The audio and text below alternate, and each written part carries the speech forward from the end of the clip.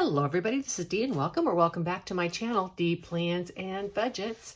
Yay, another weekly recap time, always fun. And today we're going to talk about what I spent this week. We are also going to talk a little bit about how I set up my 20-year plan and the philosophy I use behind that. And then, of course, we're going to do some of those savings challenges, and wonderful Celeste contributed again this week. So I have suggestions by one of the subscribers on this channel. Yay, that's always super fun. Let's just get right down to this, should we? All right, so on Monday, I went and played pool with a social group, and then afterwards I went out for dinner, where I paid $11.14 for a roast beef sandwich. Arg, you know, on one hand, I tell myself I want to eat out a little more, but then when I actually do, I feel like taken advantage of. I could buy sandwich stuff for like 5 sandwiches for $10. Anyhow, that's okay, because when you go out as a social engagement, that's as much entertainment as it is eating out. So I'm perfectly good with that. On Tuesday, I had a no spend. On Wednesday, I did a bunch of reservations for some campsites for some upcoming trips. This was 6 nights for $152.40. Far more affordable than the Pacific Northwest, where I was averaging about $50 a night for state parks. There is a pretty expensive one in a state park right outside of Hot Springs, Arkansas, which is one of the places I'm going to visit. But I totally am willing to pay that, because it is an amazing state park. So perfectly good. Then on Thursday, I bought a little tiny space heater. I carry a space heater in my van. Let me explain real quick how I use a space heater in my van, just in case anyone's thinking about that. I turn it on, let the van heat up, and then I turn it off when it's time to go to bed. Cuddle underneath my blankets. If it gets cold during the night, I can get up and turn the space heater back on for just a little bit, which works fantastically. It's all that I need. I almost always have electrical hookups, so I don't need to worry about any butane heaters or anything like that, which I don't even want to get into. However, as it's getting darker earlier in the night, I may be in my van for a few hours before I go to bed, and I wanted to see if there was something that would not heat my van up as quickly, because even a tiny space heater heats my van up very quickly, which is not super comfortable when I'm in there just like watching Netflix and such. So I bought this little tiny space heater for like $10. If it works well, that will just be the one I carry. It's also a quarter of the size, and you know, every little bit of storage matters when you travel in a minivan. I bought some just Crayola markers for $2.31. I needed something that wasn't going to bleed through so much in a couple of my challenges. And then I spent $26.66 on food. On Friday, I went to the dentist. That was $140. And on Saturday, I bought fare tickets. The tickets, parking, and ticket fees were $17.82. I did it online because there's been a couple events I've been to lately that I didn't buy them online. And then when I got there, they didn't sell tickets manually. So I had to stand there in line and go online and etc. So I went ahead and paid the fee, although they were selling them at the site. I, did a few activities there. It was different. It was my first time to a county fair in Texas, and I was really surprised. I've always enjoyed going to like the livestock barns and stuff and seeing the animals that placed. They didn't have any of that. And there were not a lot of entries into your normal fair stuff, but they had like an Oktoberfest band playing. They had live music. They did their fair princess thing I went to. My plan to get something to eat, but I just couldn't. I bought a diet soda.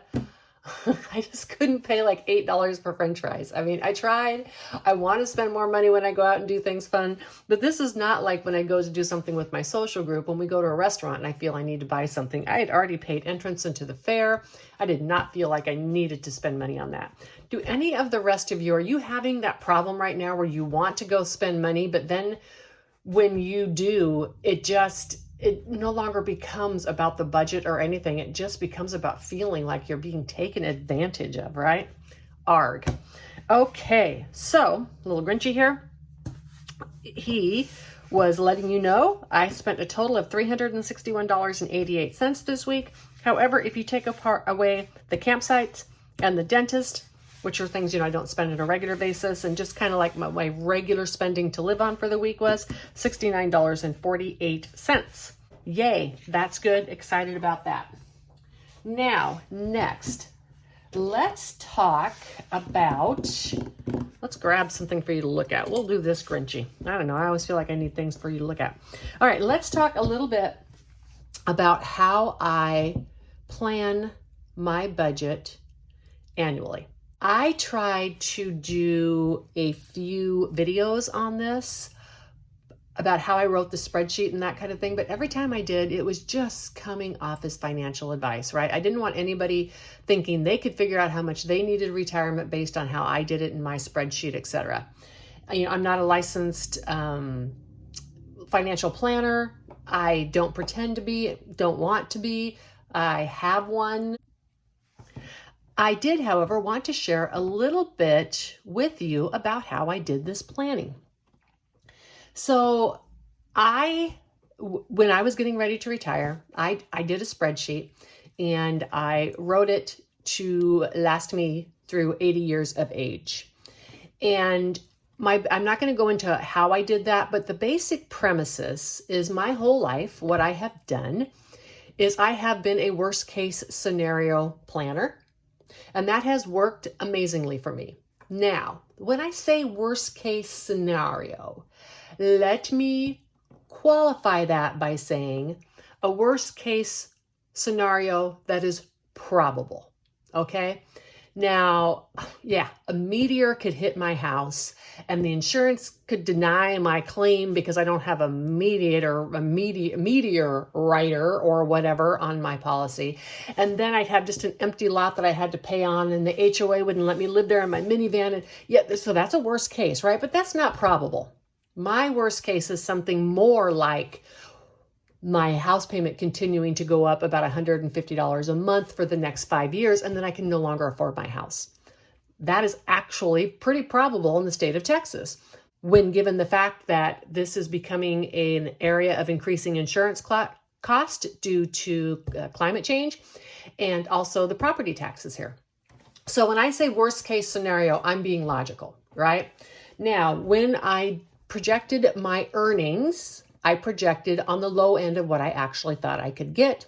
That's the worst case. And when I projected my distributions, I projected on the most that I would take out. This means that like right now, I am taking that extra $9,400 a year max out of pocket. I'm dispersing that out of my retirement because I very well may possibly need that at any time. Now, that's the worst case scenario. The best case scenario is I don't use that and I'm able to save that money, which is what I have been able to do the last few years. And that's enabled me to have a pretty darn good emergency fund. As I get older, I have backed off of my income. And I covered that a little bit when I talked about front loading, right? And when I talked about front loading, I talked about, balancing abilities versus longevity, etc. But now I just want to talk a little bit about some more logistical things that will come into play when I get older. And you know what? I'm going to switch and I'm going to insert a couple of photos of the sidewalk that I took during the eclipse. I didn't have the glasses. I couldn't look at the sun, but the eclipse does some really interesting things to shadows. And so I'll insert some of those and put them up here to give you something to look at rather than just my hands. Anyhow, so as I get older, there's some certain things that are going to make a big difference in my amount of income. Number one is just that you slow down. I am not sure at the age of 70 that I'm going to be wanting to go out once or twice a week to the state parks and camp for a couple days. Right now, I feel like I would not fit in at like the senior center and doing some of those activities. But when I'm in my 70s, I very well may be able to get all of my social interactions and be able to spend a lot of my free time doing things like that. So I will definitely slow down, which means a decrease in cost. But there's actually two pretty logical things that are also going to contribute to me needing less money later. One of the biggest logical areas that's going to be impacted is in health insurance. So right now, for a larger premium than what I will be paying for my Medicare Medigap, and prescription plan, I have a medical plan that also leaves me on the hook for $9,400 per year. So in addition to having to pay a larger premium, I also have more expenses that I can possibly have. So this not only means I need more money per month to pay my insurance premium, it also means that I need to always have that money to save in case I have an emergency. When I am 65 and on Medicare, I will buy the Medicare, the Medigap, the prescription, and whatever else a qualified insurance representative tells me to buy. And that is going to cover almost all of my medical costs. There are a few things, but that will cover most of them. Certainly not $9,400 a year will I have left over to cover, right? So this means that I no longer have to try to account for that. This also means that that is not possible savings anymore, which is fine, because that's why I am this up. This means that I no longer have to save that $9,400 a year for max out of pocket. I can save less and know that will actually go to savings and not possible medical bills. Another thing that's really going to change as I get older, probably right around 65 as well, if not certainly by the age of 70, is I will be selling my house and renting. And I know that there's a controversy on this. A lot of people think you need to stay in your house for consistent housing prices, etc. But that's just not the case where I live, because as I said, insurance and property taxes continue to grow up. In addition, my house will continue to get older, which means it'll be needing more repairs. I can't do those myself, so those are a huge cost. So for me, renting at that age is going to be the thing that I want to do. And there's many reasons for that other than just cost. However, a positive side to renting is that I will no longer need to have an emergency fund for repairs. I will not need to have money set aside to pay a possible yard guy. I will not need to have money for possible insurance deductibles when I have like roof damage, etc. I don't need to keep restocking an emergency fund or keep growing an emergency fund every year. When you pay rent, rent is rent. Now, additionally, there will be significant savings in utilities and that type of thing. So my housing expenses will actually go down. And if you're talking about just the payment, right, they're not going to go down a lot. But if you think about the extra about $500 per month that I save right now currently just for housing cost, and when I say save, sometimes I spend that. Like this year, I've spent about $2,000 on repairs and such. So that money will no longer be needed, and that means I can also lower my income. Additionally, renting gives you the freedom at any time to move to a less expensive area if you need. Another thing in my particular case is that I'm going to need the equity in my home. I put a very large down payment on this house because I knew I was not going to be here forever. And I need that money back to actually live on. I would not be able to continue to live if I stayed in my house because I need that equity. I would have to do a reverse mortgage or something like that. Those are predatory. I don't want anything to do with them. So I will be selling my house. And as I've said, I knew I'd be comfortable selling my house. I am very happy as a renter. I only bought because it made a little bit more financial sense. So that's a little bit about the philosophy of my budget and why I feel comfortable with the 20-year plan that I currently have set up for the monies that I have available to me. I am optimistic I'm going to have even more money than I've budgeted because I'm optimistic that the markets are going to do better than I think. I'm optimistic my house is going to be worth more than I think. And I'm optimistic that I'm not going to have all the expenses I'm anticipating I could have every year. So that makes me very comfortable with the plan that I have in place. All righty, enough of that. Although I am really enjoying giving you some of this retirement advice because this is stuff that, financial planners and such don't talk about. Just good old practical advice from someone living the life. All right, in my Bucks box, I got a few this week. I got D-Bucks. I think I just need 2 more. After counting 2 times, I realized I forgot to put both D-Bucks in there.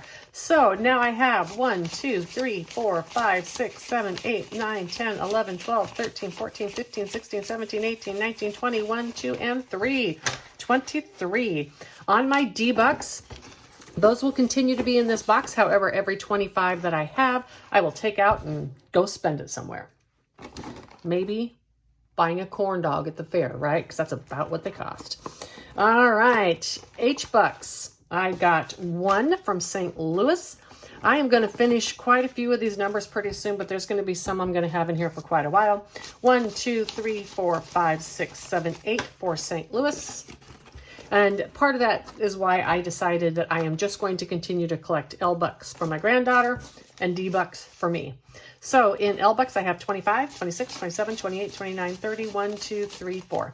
My hope is by the time my granddaughter graduates, I will just be able to hand her a big old box of money. That'll be awesome. I mean, let's be honest. By then, it'll probably be the equivalent of handing her a big box of quarters right now, but it'll be fun. Who doesn't want a big box of money, right? Okay, I have my money set aside. And I have October. This is the second one. Let's get this money out of here. This is just a binder that I made up. I made them up to sell, but then I smeared a couple of things on this one. So I ended up having to use it for myself. This week I put 15 in. Ugh. So I'll have a total of 23. That was not very good. That's okay. 10, 12, 14, 16, 18, 22, $23. Right now, since this is funded out of my walking around money, at the end of the year, I will just be spending this on whatever I want as well. And then I think I'm going to continue to use this binder. I'm just going to turn it into my long-term savings because I really like this binder. All right, now let's go on. Got the markers that Celeste and her things that she did and my $10 bill. Okay, so let's go to $3.53. It is right here, and that color Celeste chose to be orange. All right.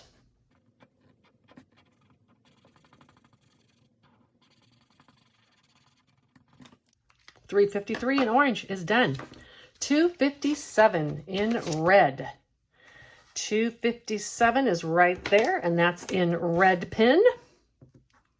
I'm glad she didn't choose any colors right next to each other that were the same. I mean, I would do it. If you suggest it, I will do it. But I'm not saying I'm going to like it. Because, you know, I want this book to be nice and colorful, not have blocks of same color everywhere. How boring is that? But no worries, because Celeste chose a different color. Thank you. Now, $2.71 in brown. All right. You know, brown can be a little bit of a boring color at times. However, I actually like brown. But it's nice to have some of those neutrals on a page so full of color. It is really fun for me to do this when I have people contributing. And it's not all me doing it. You know, if you want to contribute and you see that someone else has already contributed, please feel free to continue to contribute, because I can take, like maybe I take one person's numbers and another person's colors, right? Or maybe I can take 1 or 2 of your numbers and make them work with another person's. So don't fail to contribute just because someone else has already done so. All right, and then $1.19 in pink. I have quite a few pinks to choose from, but I chose this one.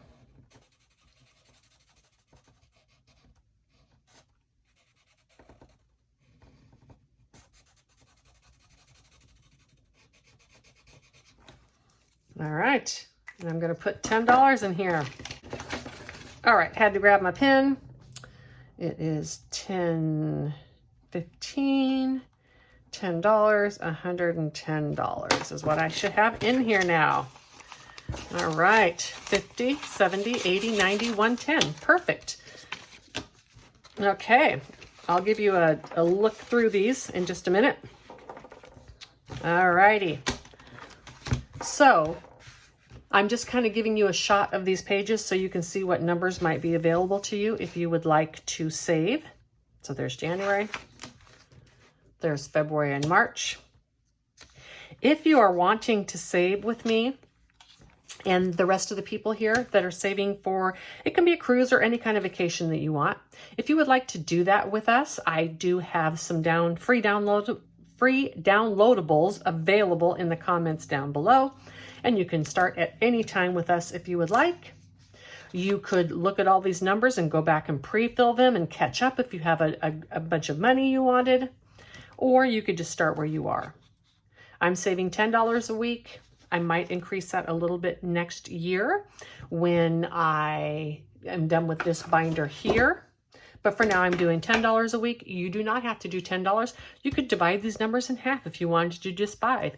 You could double them or triple them if you wanted to do more, right? So feel free, but it's just fun to have someone else save along with, and we can watch each other's savings grow together. And the last one is December. I also have the tracker, I have the dashboards, and I have the ledgers, or whatever you want to call it, savings trackers, whatever. All right. That concludes the video for today. If you want to contribute to next week's numbers and colors, just give me any combination of numbers that equal $10. I think it has to be at least 4 because of the size. No, I think we could do it in 3 because of the size of the numbers that we have. Has to probably be at least 3, but it could be 7 or 8 if you wanted to knock off a bunch of small numbers. Just needs to equal $10. I hope that you all have an amazing rest of your week coming up, and that fall weather is kind to you, and that you get to see some amazing fall colors and put a sweater on. Isn't it nice to put a sweater on in the fall? Bye.